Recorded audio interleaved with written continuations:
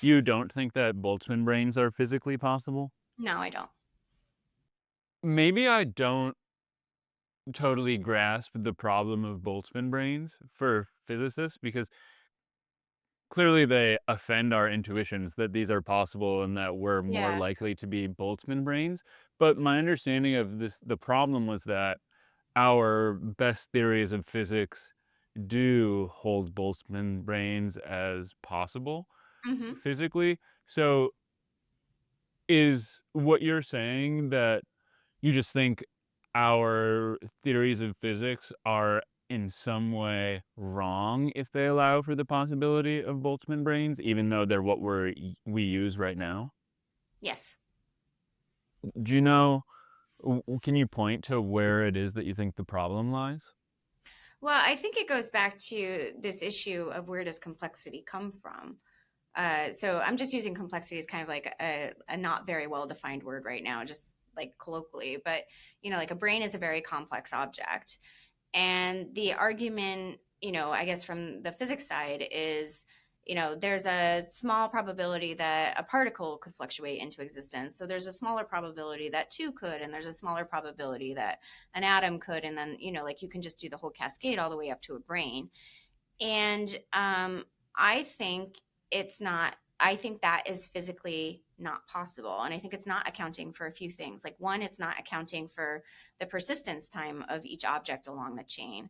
So the probability of like getting to a brain requires all the pieces to stay stable long enough to actually come into the configuration of a brain. It's not like a poof moment when it comes into existence. And I think that a brain physically is evidence of the constraints that actually built it. And this kind of hypothetical experiment, there are no constraints. So, like, why in the combinatorial space? I mean, the size of a brain in terms of the number of combinations and configurations of those atoms is not even astronomically large. It's like uncountably large. Like, I don't, when I was talking about the size of chemical space, it's like chemical space is so large, no one knows how to estimate its size. This is why, like, I laugh when people want to say that they're going to like do machine learning and explore all of chemical space, or they're going to like solve the drug design problem indefinitely. And I'm like, I don't think that you understand how big these spaces are.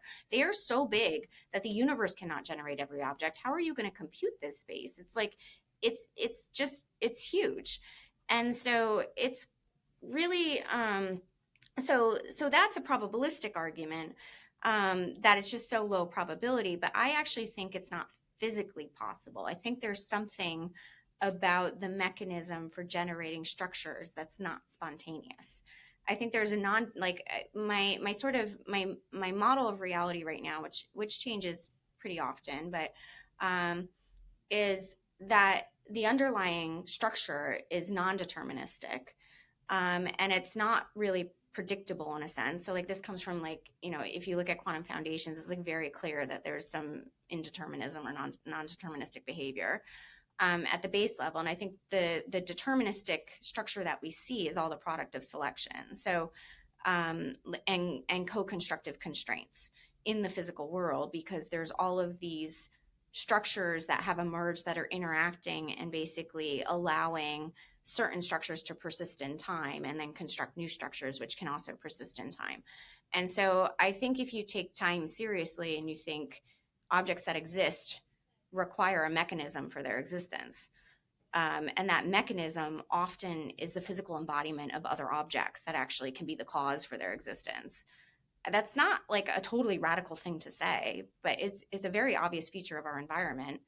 I think if you take that as your base level of reality, it's way more explanatory, way more consistent with what we see, and to the point that we had earlier, opens new questions. So, one of the things Lee and I are working on is actually like, what experiment would you do to say, rule out the possibility of Boltzmann brains by saying complex objects actually require a minimum constructive history.